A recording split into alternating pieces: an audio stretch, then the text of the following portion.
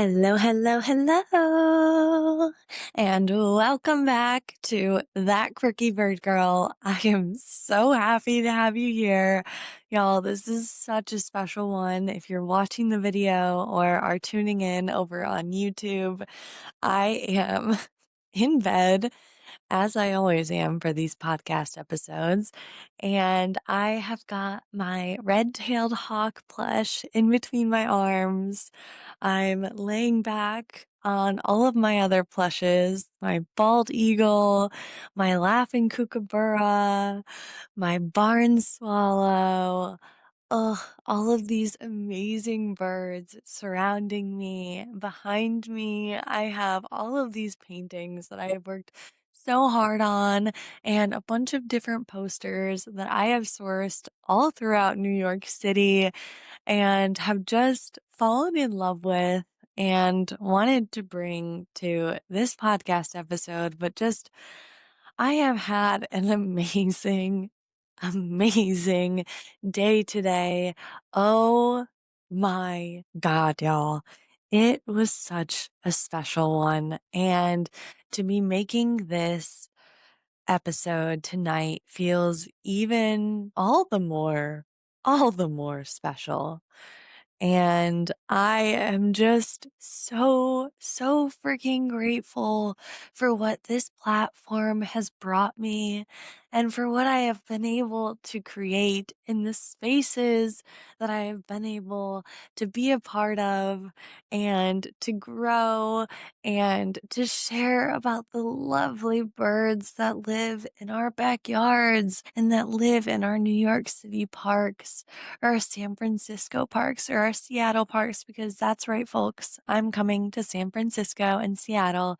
Check out my Luma page. If you haven't, the link tree is in my bio.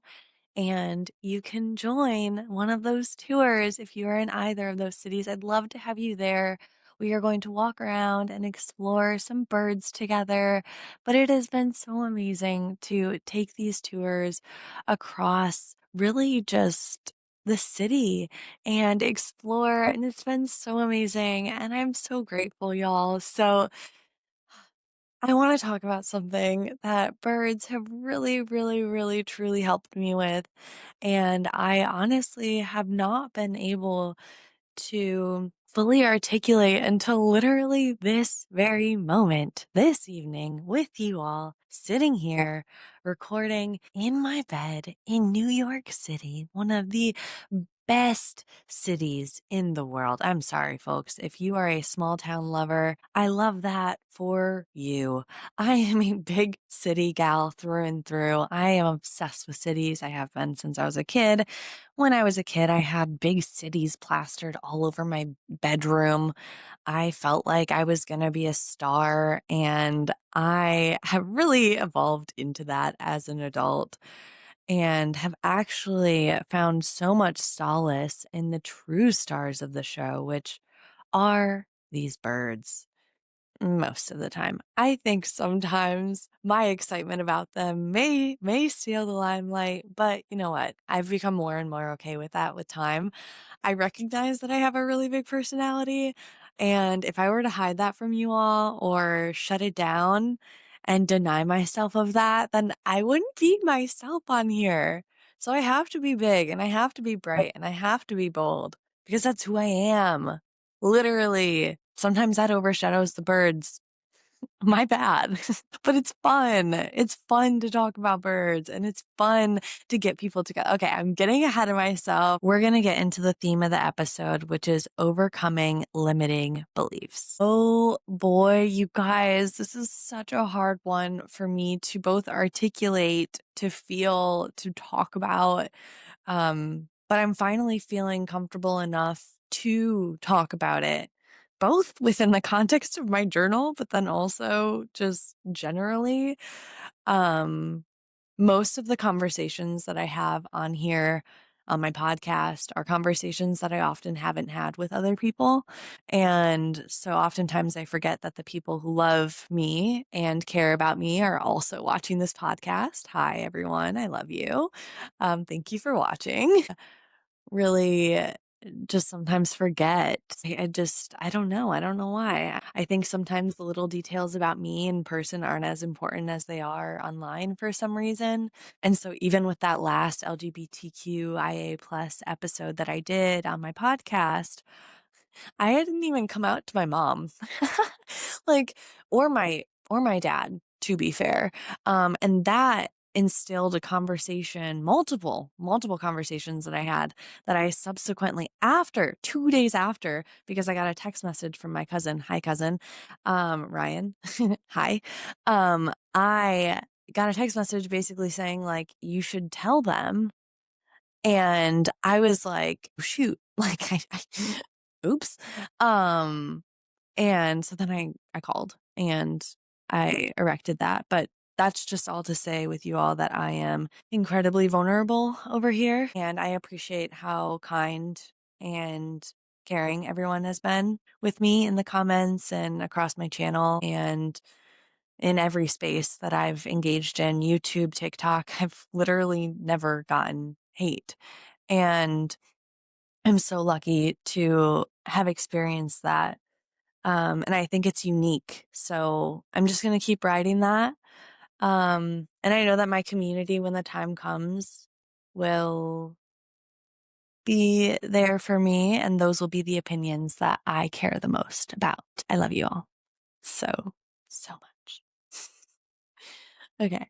I want to get into birds that have helped me with overcoming some of my past beliefs.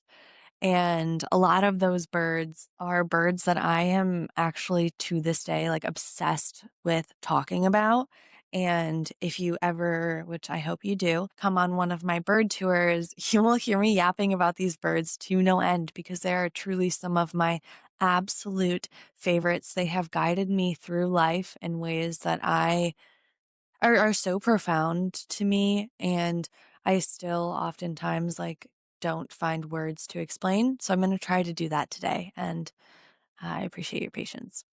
The first bird is the American robin. Now, if you've watched my speech videos, you know exactly where I'm going with this one over from the videos from YouTube, but American robins they were one of the very first birds that I absolutely fell in love with and just stole my heart.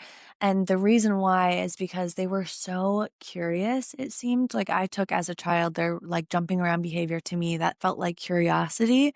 Obviously, as an adult, I know it looks much different. But as a kid, I was like, that's curiosity. And then seeing them just like go after what it is that they like were being curious about, and then also seeing them be successful and sometimes seeing them be unsuccessful. Like, I feel like that was really, really helpful for my development as a kid.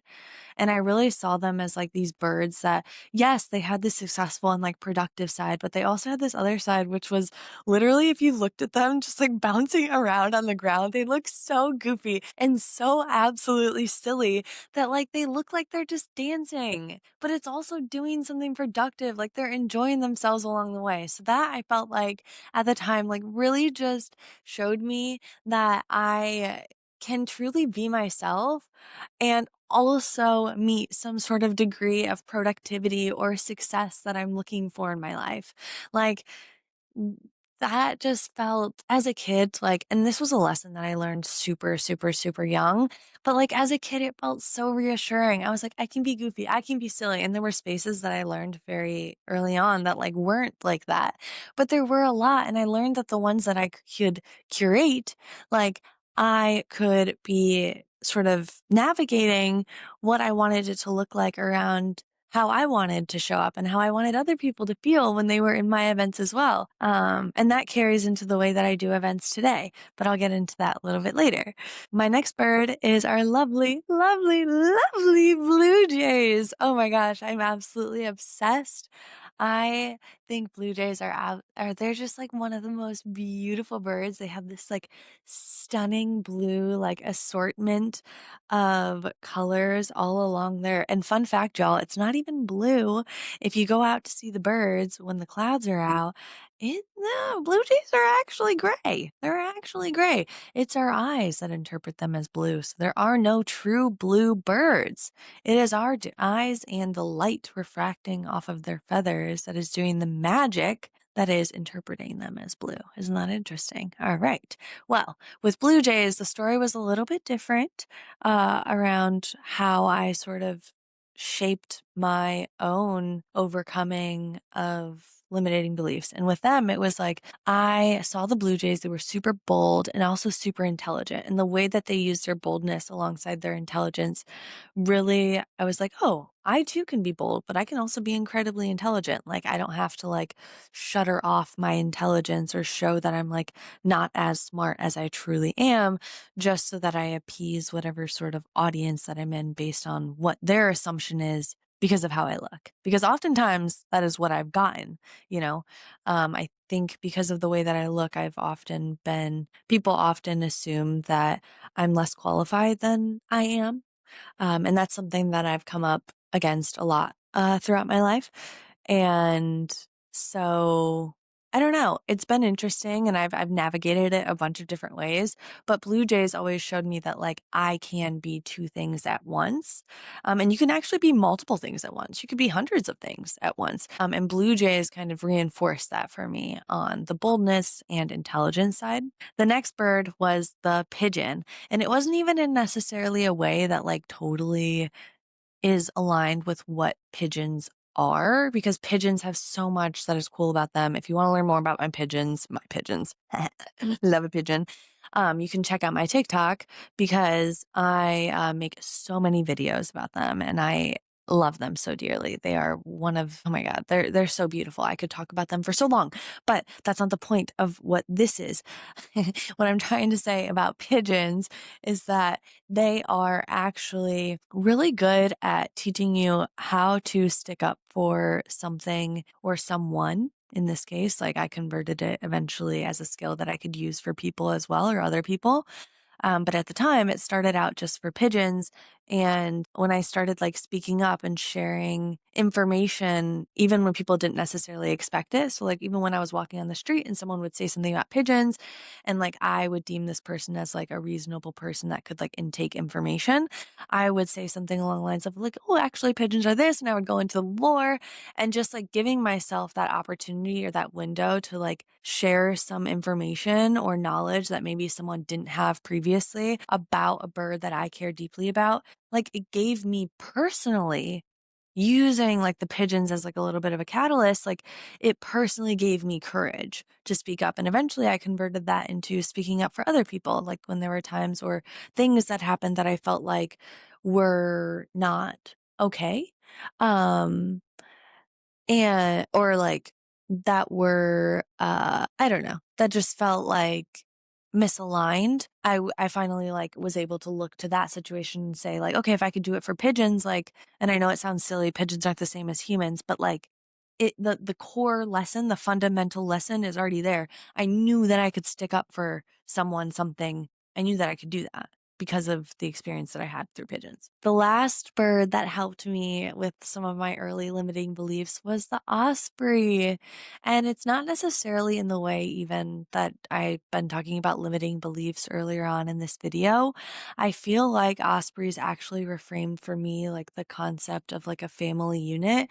So I come from a divorced family, which often means for me at least, like you look at family in a very like contorted way, because it is like so broken up and so divided, but my brain at least wanted to see it as like one central unit, when really you're living like two very different lives. And that's really hard. That's really hard.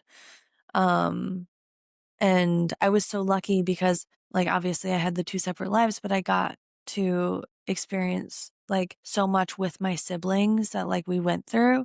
So all of that, like, I'm just basically saying that was like a little bit hard.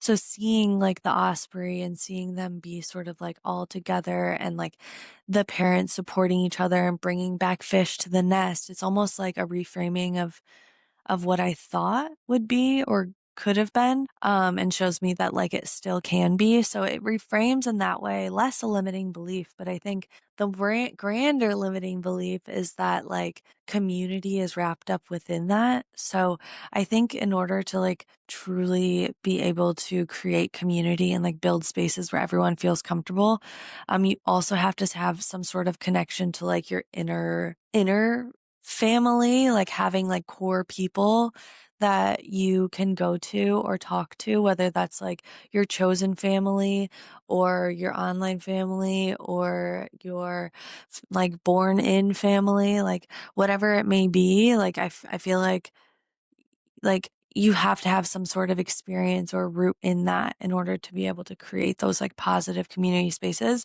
And oftentimes, like it's the negative stuff that happens that helps create you or build you up well for those spaces, I personally think. But I just think ospreys like are a good reminder of what community can be like in a family type unit, if that makes sense. So just like, I don't know, it just feels special. A recent limiting belief of mine. I have gone back and forth on this and I came up with a few that I want to share with you guys.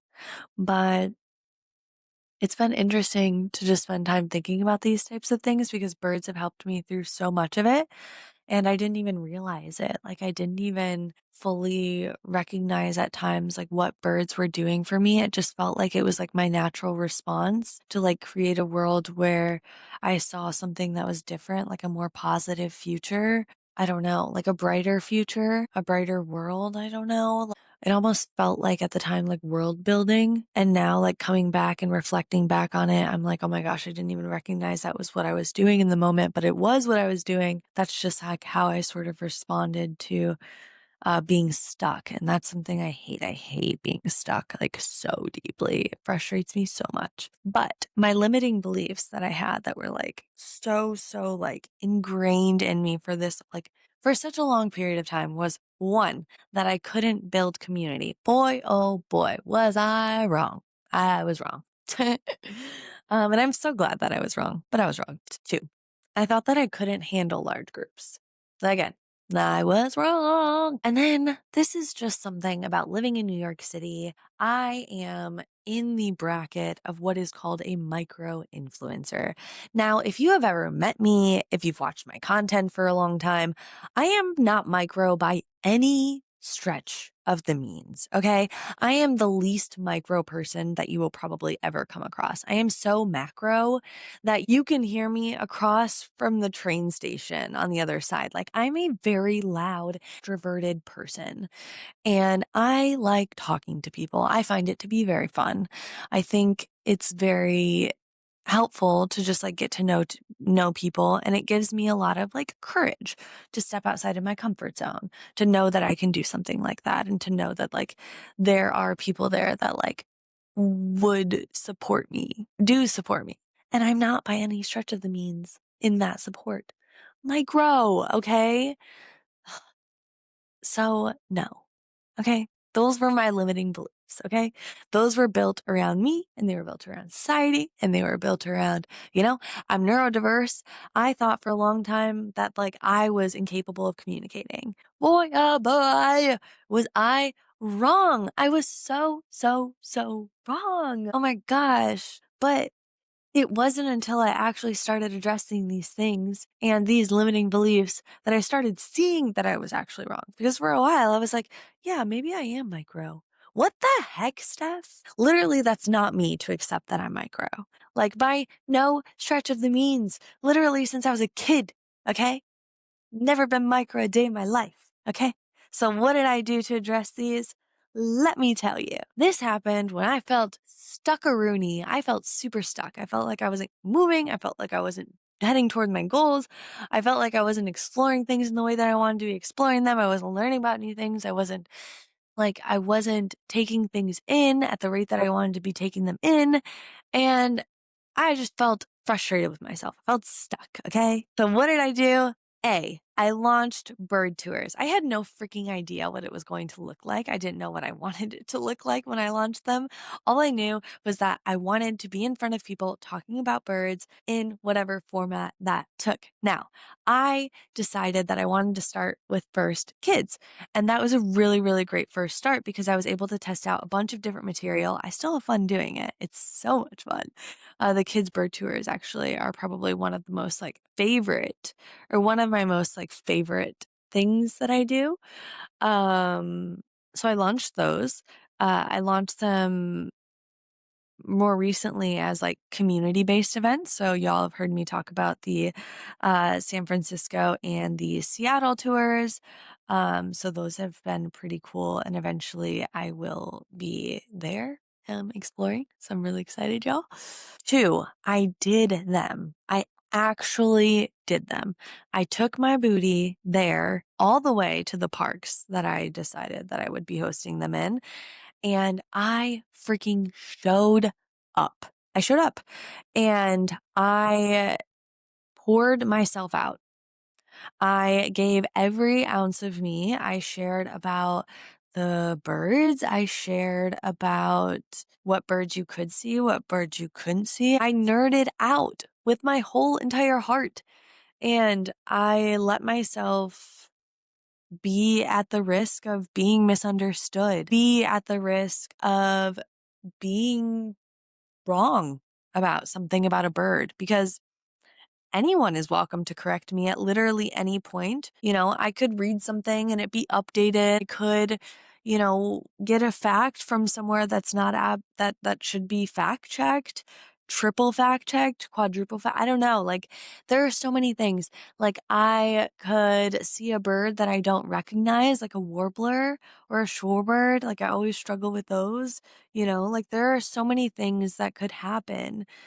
And I did them anyways. I did it anyways. And I feel really proud of myself for that. And it took a bunch of bravery, like a bunch. And it wasn't easy the first time. The first time I was like, am I doing it right? Do people feel comfortable? Are people enjoying themselves? Are they having fun? What are they feeling? How are they doing? Like I, I feel like I'm doing it like all wrong. And that's never the case. Like people are enjoying themselves and it's so fun to watch people enjoy themselves in my spaces that I curate and it feels so special. And I'm so lucky for that. And also to see how people change over time and how they become more open and more sociable and more comfortable. And it's just so lovely. Uh, so I'm super lucky to get to be a part of that. But I guess part of it comes from my vulnerability too. Like I really put myself out there and you never know what can happen. So I feel proud of that. I do. I really do. I feel so proud. You guys, like, it's been so amazing. It's been so amazing. And I'm finding myself like and having so much fun and just exploring the birds and asking questions and getting curious. And I just have fallen in love all over again. It feels so magical. My God. Like it's truly just one of the most special things to feel so connected to birds again because like they were my childhood heroes, you guys. Like they were my childhood heroes. Like they saved me when I didn't have the words to save myself. Like, and it feels so special to be coming back to that and like to know that they're really pulling me out of every single like pothole that I catch myself in. Like stuck? Oh, birds. Stuck? Oh, birds. Okay. All right. Let me get into the third thing that I did. I grounded myself in my surroundings. So I just talked about how vulnerable I get on these tours. You can, not a single person on this planet will tell you that that level of vulnerability does not come with anxiety. Okay. It the anxiety is there, y'all. Okay. Even though I am enjoying myself literally to the fullest and I am having so much fun while I'm doing these bird tours and while I'm doing these language meetups, and they are so exciting and it's riveting to get to meet a bunch of different people. I am anxious. I'm an anxious girl. And the birds really make me feel just so calm and so safe and so like a bird just really is operating the world as if they're learning every single day, learning something new, adapting to the environment, constantly changing, constantly this like resilience bone that they have to be expressing. And life is like that. And as long as we lean into that and allow ourselves to have fun in it, then it is fun. Then living is fun and you can feel alive and a fire. And boy, oh boy, do the birds do that for me. They ground me. They remind me of who I am. And they show me the green because green means keep going, people. Green means keep going. Okay. And that applies to a lot of realms. I'm not telling you that it doesn't. Okay, honey, make that money. Okay. But birds are just, they're so awesome. And they bring you out in nature and they remind you that doing even just a little is more than enough. Sometimes we all need that reminder, okay? We get so wrapped up in the hustle and the bustle and the busyness of life. I get it. I live in New York City. How could I not? But if you take the time to recognize where you are in the moment that you're at, you're never going to be here again. I look around and the spontaneity after my bird tour today, we went to Coney Island and it was so lovely and it was amazing. And we spent so much time just giggling and laughing. And oh, it was such a lovely, lovely time. And if I hadn't said yes to the spontaneity of that, and to, hey, does this actually feel good? Let me look around. How many birds do I see? What color birds do I see? What sounds are they making? Do I want to go there? How does this make me feel to go to this new place? Does it feel good? And I'm processing all of this. Does it feel like an aligned decision? And I'm seeing the birds, and the birds are helping me along the way. And it feels like sometimes if you're someone who struggles with decision fatigue, birds can really help because it's like they're making decisions all the time. So this little decision I'm making, it's so tiny, but what does it impact? Okay. Because that's the thing too. It's like oftentimes we get so wrapped up. It's like, okay, I made the decision. Sure. But how is it going to impact you? Because birds make decisions all the time, but they have to think about the birds of prey above them. So what could happen around you? And so I thought like, okay, what am I going to miss? All right. So I had to actually like apply a plan and I ended up going to Coney Island and it was my first time going and it was so incredibly special. But I don't know that if I didn't have the birds around me, that would have been something that I would have said yes to. Like, it was kind of like the group kind of looked around at each other and we're like, are we do? And I was like, we're doing this. And then we literally skipped our way over to the train. And there are going to be times in my career as I grow this page and as I grow this channel, I'm reminded that I'm not going to always be able to do that. There are going to be times where I have to jet, I have to get going after a bird tour and I'm not able to stay and I'm not able to like hang around and just see the birds and explore and go to a new area and just spend time with people who made their way out to see me or to go do a bird tour. And I really appreciate that. So like I want to be able to have those moments while I actually can. And I could today, so I did it, and it was so amazing, and birds guided me along the way, literally every step, and I'm so grateful. In sum, y'all, birds have freaking saved me. They saved me. And I don't know if birds weren't a part of my life. Yeah, I don't know what I would have clung on to make me think that there was like something better out there in the world for me or make me think that there was opportunity for a better future or a better life. I don't know what I would believe or what I would think or how I would feel, but I don't think I would feel the same way as I do today.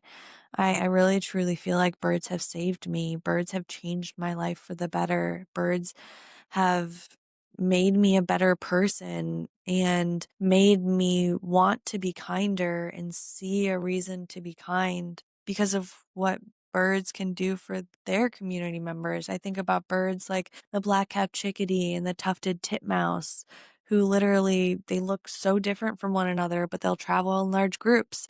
And then you go to places like Seattle and you're hiking Mount Rainier, and it's one of the most beautiful mountains in the world. And you're seeing boreal chickadees, you're seeing brown or chestnut backed chickadees, you're seeing red-breasted nuthatches, and they're all together, all looking different, all embracing each other, different interests and food, different niches. And I just feel like seeing that has just been so reassuring for me in my development. And as I grow and as I learn, I'm a 28-year-old and I have so many more lessons ahead of me. And I'm so freaking excited to take them on. And it feels so special to me to be able to embrace the time and availability that I have to be able to do those things, those tours. And I'm just really lucky and really grateful. So I just want to say thank you to everyone who has sat through this podcast episode. And if you don't already subscribe, please subscribe, like this video, share it with your aunt, your uncle, your grandma, your grandpa, your cousin, your sister, your brother, everyone that you know, your best friend.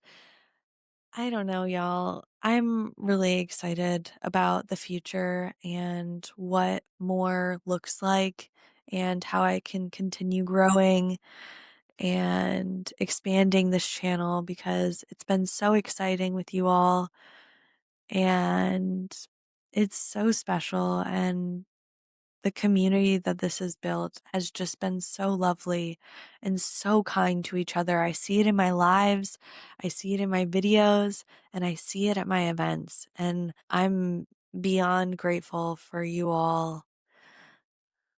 And I just can't wait to see what more I can do for you all because you've done so much for me. Much like the birds, this channel has offered me a voice and the willingness and the excitement to share my story and to grow and to want to change and evolve and be a better version of myself, because the better version of me means a better me for you. And a better me for you is always a me worth showing up. And I'm just grateful that you all give me the opportunity to do that. So thank you so much for tuning into this episode.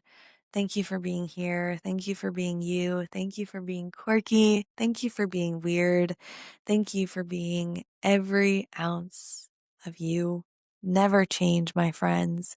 Never, never change. Okay. I want you to make me a promise after this episode. You've listened to my limiting beliefs. Sit down with a pen and paper, write out your limiting beliefs, figure out a way to use your passion, whether it be birds, whether it be Minecraft, whether it be, I don't know, Zelda.